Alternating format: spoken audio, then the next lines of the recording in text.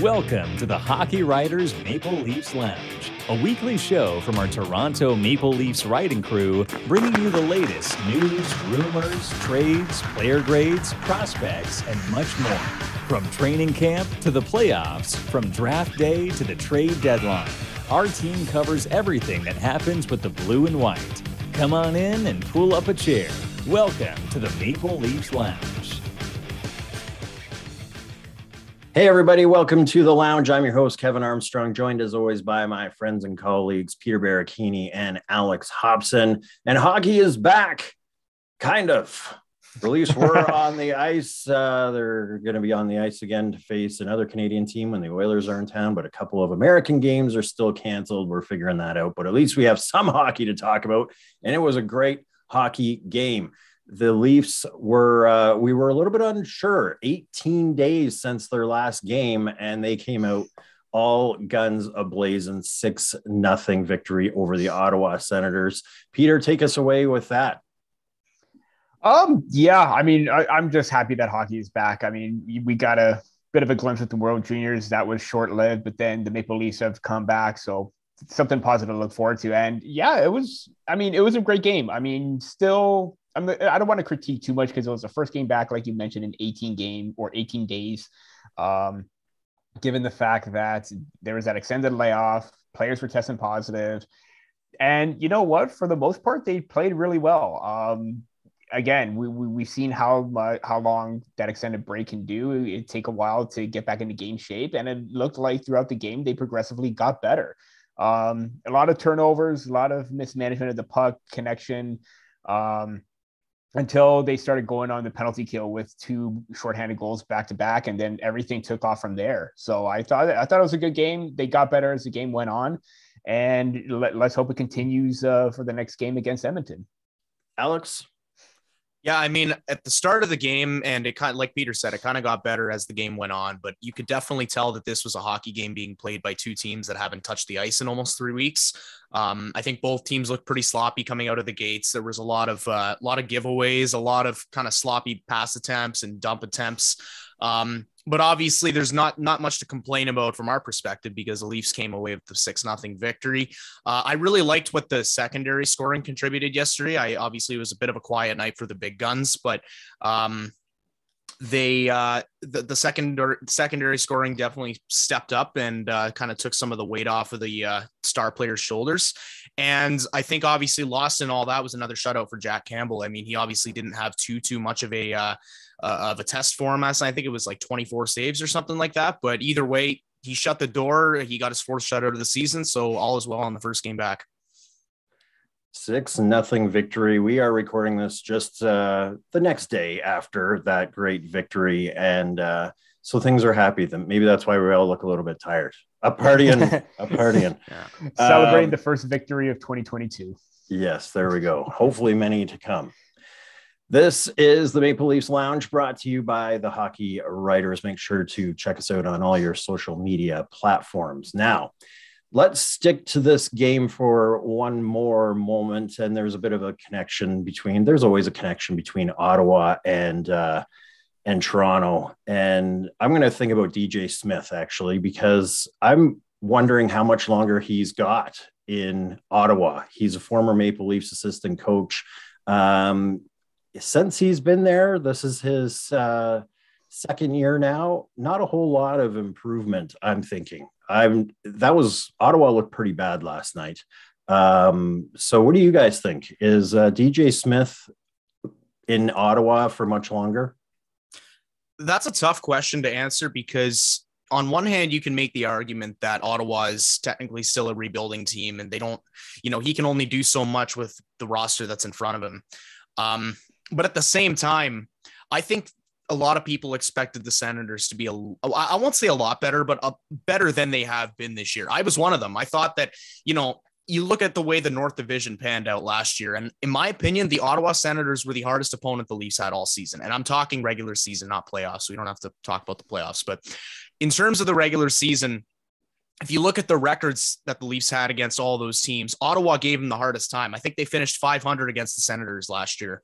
And, they've kind of built themselves a reputation where they're they may not have the skill yet, but they've got the work ethic and they've got the hustle, and they will tire you out if nothing less. And I think a lot of people heading into this year expected, that young core of Tim Stützle and Drake Batherson and Brady Tkachuk and Josh Norris and all these guys to take an extra step and maybe start propelling these guys to at least maybe putting themselves in the conversation. But we haven't seen that yet this year.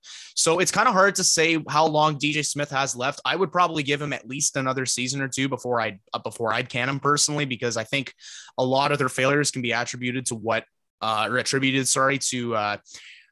Pierre Dorion's put on the ice for DJ Smith. But there's definitely still a lot of work to be done. Pierre, we'll get you to quickly wrap that one up. Yeah, I mean, they dealt with quite a few injuries this year, too. I mean, Shane Pinto being one of them, where it was in his first 5 games. He looked really good and then dealt with a serious injury. So there's a key piece right there. But you also have to look at what's going on in their system as well. Tim Stützle is up. You have great prospects in the system like Jake Sanderson, Ridley Gregg, and Robbie Arventi. But then you look at last year's NHL draft and you see Tyler Boucher, who is a 2nd or 3rd round projection. And then you have Zach Ostapchuk, Benjamin Roger, some names that they dropped the ball on some of those picks. And you know what? Like Alex mentioned, Pierre Dorion and some of the decisions that they're making for the on ice and in the future just isn't quite adding up. I would probably wait to see what DJ Smith can do with a full roster or something that's a little bit more competitive than what he already has, because they do have some key pieces already in place. Next up, back to Toronto. Nick Ritchie, before this break, he had a flu. It wasn't COVID related, but he was a scratch. Comes back after the break. Now he is on the healthy scratch list. Nick Ritchie has not done what they had hoped that he would do, and now he's got competition as Mikheyev is there, and Mikheyev's looking good. We're going to talk about Mikheyev in a minute, but let's stick with Ritchie. What do you do with Nick Ritchie, Alex Hobson? Just reading Sheldon Keefe's quote from his press conference yesterday after their practice, or after the morning skate, rather, I have reason to believe that the Leafs want to try and get whatever they can out of Ritchie before they give up on him. And I think heading into that first postponement and the first wave of games that were called off, Ritchie had 6 points in his last 10 games, which obviously compared to what he's done for the rest of the season is like Wayne Gretzky numbers for him. So, the fact of the matter is that he's under contract for 2 years at $2.5 million. And if any other team looks at what he's been able to do this year, you are not going to get anything for him. And I think the Leafs are also kind of keeping in mind that if he does eventually turn it on, he's the exact type of player that the Leafs would want on their side in the playoffs. I mean, if you've got a guy who can throw the body and be a physical presence, intimidate the other team a little bit in the bottom 6, and also have a bit of a scoring touch, I think that's a guy the Leafs want to have in their corner in the playoffs. So I think him being scratched yesterday, obviously, like Sheldon said, it had to do with what they've seen throughout the rest of the season, like as a big pitcher kind of thing. But I don't think he's going to be scratched for a number of games as great as they looked last night. I think we'll probably see someone like Engvall sit,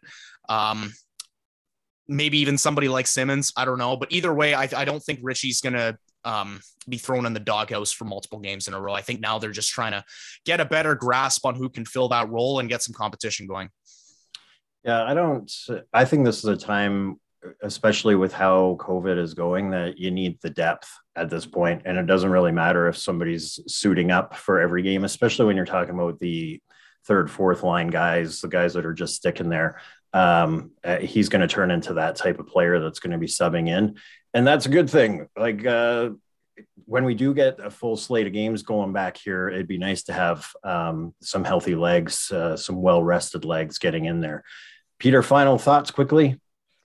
Just to add on to what Alex said, I mean, if they do try to move on from somebody, I'm probably looking at maybe Pierre Engvall, because mainly the fact that Nick Ritchie, even though he hasn't put up the points, he has had an impact, and you know how physical and tenacious that he is, and he wants to get on the forecheck and establish that. You tend to see Pierre Engvall shy away from that physical play, and when it comes down to playoff time, you're going to want to I would probably want to put in Nick Ritchie more than I would Pierre Engvall. And we've heard how, Sheldon Keefe has had Pierre Engvall in the doghouse before, but they also have other options in the minors. at a cheaper cap hit to come up too. Brett Seney, Joey Anderson, Kyle Clifford as well. So you still have depth options. I think the fact that they're at just under $66,000 for projected cap space, you're looking at probably a move that you're going to move out one of those depth pieces because you still have other players that could come in and replace Nick Ritchie if you do try to sit him a little bit longer. This is the Maple Leafs Lounge, brought to you by the Hockey Writers. Make sure to head over to thehockeywriters.com, click under that Maple Leafs tab to read all the stories from these guys and plenty of other talented writers. Ilya Mikheyev is back. Game number 2 is under the belt, and the Cobra, the Superman, he's right there. 2 goals, look great, big smile on his face. Man, this guy's been through it all. We don't need to repeat it, but he even went on the COVID list too. Like, come on, just leave the guy alone already. But excellent addition on that third line. And I think it won't be long until he'll be up on the second line and Kerfoot maybe back on the third line, because he looked great on the third line with Kasha and Kampf earlier. But anyway, your guys' thoughts on Mikheyev. Alex Hobson, go. Well, I mean, I've been a Mikheyev believer for the longest time, and I think there were times when fans may have started to turn their backs on him, especially when that report of the trade request came out over the summer. But the way I see it is that Mikheyev has value based on his speed and his defensive game alone. I think that even throughout last season, when he was horribly snake bitten for most of it, he only scored 7 goals last year. I think he was still making his presence known a lot of nights on the penalty kill. I mean, you can look at that clip of him out skating Connor McDavid, and you know that there's something there. And while it was frustrating to see how snake bitten he was, I think the fact that Dubas sort of rejected his trade offer and kind of said, listen, like, we want you to be here. We want to give you a proper opportunity to succeed. And if it doesn't work out, we'll see if we can find you a fresh start somewhere else. Mikheyev never had that opportunity, obviously. Well, hasn't yet anyways, because of that injury that he suffered in preseason. And I mean, I'm not judging any sample size based off of that one game, but he looked a lot better. He was buzzing right off the hop, and he ended up with 2 goals in the game. And so I think as of right now, this is Mikheyev's opportunity to do something. And, Kevin, you mentioned him potentially moving up to the second line, but even if he sticks around on the third line, I think if you've got Mikheyev's speed and defensive ability, you've got David Kampf being the shutdown centerman, and then you've got Ondrej Kasha, who has good defensive instincts, but he's also by far the best offensive player on that line. I think you've got potential for one of the best third lines in the league with those 3 guys there. They can play a shutdown role, they can drive offense, and they can tire the other teams out with their speed. So I'm personally really happy to see Mikheyev succeed and put up the effort that he did yesterday, and I hope to see more from him. All right, Peter, do you have anything to add to that? You have got 19 seconds.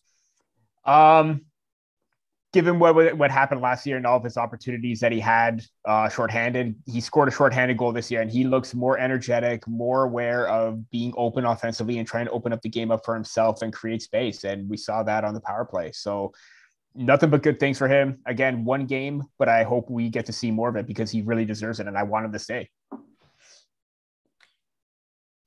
Next topic is the Edmonton Oilers are in town, and the Oilers have been on a free fall, but don't let that fool you. This is one of the most talented teams in the league, with 2 of the most talented players on the planet in Connor McDavid and Leon Draisaitl. So let's have a little bit of fun. We're going to put Connor, Austin, and Leon together here. 18 years old, all going into the draft at the same time. This is the most stacked draft we've seen in years. Who do you select? Number 1, number 2, and number 3? Peter. I mean, you got to go Connor McDavid number 1. That's a given. We all know why, given how well he's able to produce. Surprisingly, I'm probably going to go with, this may create a lot of controversy here, but I'm going to go with Leon Draisaitl second. Do you know what show you're on, Peter? I do know what show I'm on. I do. And it's going to rustle a lot of feathers. And sorry, Leafs Nation, but at the same time, it could be like a two-way tie. It could be either Austin Matthews or Leon Draisaitl. Both are very dangerous offensively. Both are like great shots, effective on the power play. Matthews more so because he's got better 5-on-5 numbers. So if you want to take that into consideration, obviously you would go with Matthews second. But even when Draisaitl isn't playing with McDavid, he's still able to carry and be an offensive impact if he does carry his own line. So I think that, Draisaitl or Matthews 2 or 3, 3-2, switch them up how you want it. But I think I would do Draisaitl 2, and then Matthews 3. Alex, are you sticking with that order, or are you moving Austin up? I'm going to move Austin up because I'm a real Leafs fan. No, I'm just kidding. Yeah, I mean, there are obviously some people who will call out bias there. And I do agree with you, Peter, that, Matthews and Draisaitl are pretty comparable. You can swap them between 2 and 3. They're pretty interchangeable. But personally, I like Matthews' speed and his defensive game more than I like Draisaitl's. And while Draisaitl's been a little bit more of an offensive player than Matthews, I think if you're getting a guy who can challenge for 50 goals every year, and obviously Draisaitl can too, but if you've got the 50 goals, the speed, and the defensive game, I gotta give Matthews second overall.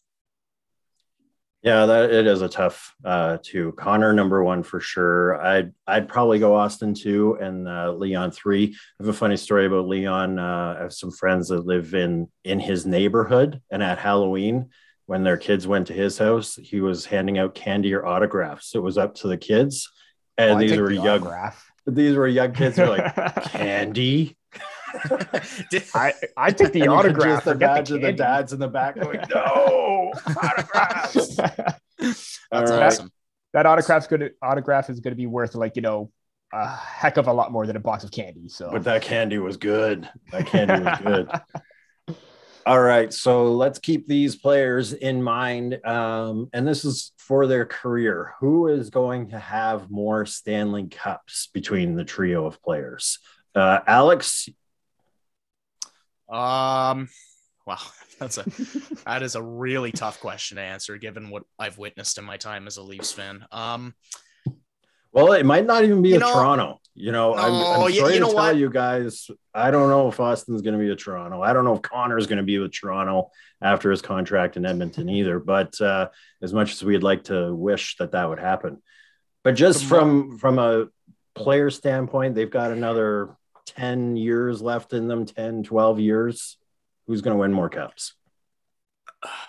I'll say Matthews, and I won't specify just before people jump all over me and say, oh, the Leafs are never going to win a cup ever again. I know there's the curse, but like you said, Kevin, there is possibility that he jumps ship and goes to another team. And Matthews he doesn't strike me as a guy who's going to play in the NHL without winning a Stanley Cup. I think he knows what his reputation is, and he knows the type of player he is. And I think as Leaf fans, we all want to see him win that cup in Toronto. And I don't ever want to think about him winning a cup with another team, but I think at some point he's going to win a Stanley Cup. So go him.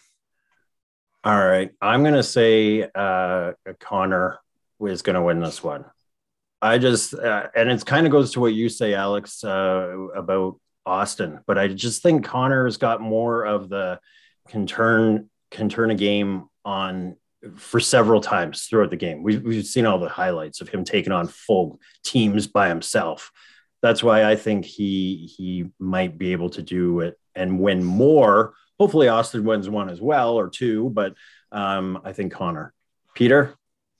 It doesn't matter because either of them are going to win a Stanley Cup as a Maple Leaf. Yeah, probably not going to happen. I mean, if given the short-term implications, I think the Maple Leafs have a better chance of the Edmonton Oilers, and which is why I say Austin Matthews. But long-term, if Austin Matthews does leave and Connor McDavid comes over here, he may have a shot to win a Stanley Cup here as well. Again, don't know. I'm just spitballing right now. I'm kind of being like Bob McKenzie, just saying whatever answer I want to at this point. But I do think Austin Matthews does have a better chance than the Maple Leafs do overall because they seem like they're in a better spot than the Edmonton Oilers. Their goaltending and defense is still very suspect, and that to me doesn't win championships when you rely on two guys.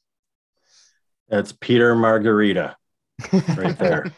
I got to get a case of Bobby Margaritas, and I got to start drinking that on the podcast. So yeah, there you go. Any other quick hitters, you guys, between these teams, between these trios? Anyone you guys want to throw out? No, I will throw one out, and Zach Hyman or Michael Bunting. Oh, Michael. With the contract? Whatever. Contract, play, points. If it was no contract, I'm taking Hyman all day. If it's the contract, I'm Bunting.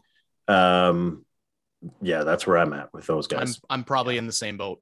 Yeah. Yeah. I mean, if Hyman's contract was below $5 million, then yeah, absolutely Hyman. Granted, what I will raise is I would like to see if Bunting's in this role for, say, I want to see how he does over the next 4 years in this role. Because at this point, we've seen Zach Hyman and how he's sort of become a consistent player, and he's been able to, you know what you're getting from him. He's no longer the 27-point guy on the first line. He's a legitimate top six forward. So I'd like to see if Bunting can maintain the play that he has this year throughout the next couple of years, because at that point, if he's making $5.5 million and producing the same amount of offense as Zach Hyman, but also being a pest, then it gets kind of dicey. But as of right now, I'd probably take Hyman without the contract, Bunting with. Mm-hmm. I got one. How about Darnell Nurse or Morgan Riley? Ooh, you can start this one, Peter. Yeah, that's throwing you under the bus. I'm gonna take both. Come on. I got to keep it simple. I mean, they're both really great. I mean, and Darnell Nurse has really come into his own, especially over the last 3-4 seasons, earning the minutes that he has, and Morgan Riley earning the minutes that he has and playing with very subpar defensemen as a partner. And now that it has the actual top pairing defenseman in TJ Brody, maybe Morgan Riley just a slight edge because of that, but Darnell Nurse is very close right behind him. I'm going to say Darnell Nurse has had, I would say, if not equivalent, worse partners than Morgan Riley in the last little while. So I would actually, I love Morgan and everything he's done for the organization, but I'm going Darnell on this one. Alex? That's really tough. I was initially going to say probably Darnell because I was thinking he was way younger than Morgan Riley, but he's only a year younger. So they're pretty much on the same trajectory. I forgot they were only drafted 1 year apart. So I don't know. That's tough because, well, I think that Darnell is a bit of a late bloomer and he might, he could end up being a flat out better defenseman than Morgan Riley. Riley is a little more established at this point. He's sort of been the top pairing guy for the Leafs for a couple of years now. So that's really tough. I'll say Morgan Riley for now, but if we revisit this discussion in 3 years, maybe I'll switch sides and say Darnell. I don't know. And let's not forget Morgan Riley's making $2 million less than Darnell Nurse. Yeah. That's true. I forgot Darnell Nurse was making that much. See, but that's almost the tough one because we're doing that even without the contract. So I guess if you add the contract in, you would have to say Morgan. But in terms of value, yeah. Okay, I know that one was tough, but here's the toughest one that I'm throwing at you. Forget McDavid's and Austin's and all those things. Koskinen or Campbell? I was thinking you were going to go Mike Smith or Jack Campbell. That too. Those two or Jack Campbell. How about that? I mean, that's a tough one. I'll go off the board and I'll say Stuart Skinner. Oh, you took my answer. Well, I mean, Peter. Come on, Jack Campbell. I mean, Jack Campbell all day. Need I say why? No. Jack. All right. Well, we hope you enjoyed. It's going to be a great game on January 5th against these two great Canadian clubs that we got to watch play against each other so much last year. And now this is the second and last time, unless they meet in the final, which is the final I predicted a few years ago, and I still stand by it. I'm still late, but I could save face at least. We all could. That is the Maple Leafs Lounge. We hope you enjoyed. Happy New Year, everybody, and we will see you next week.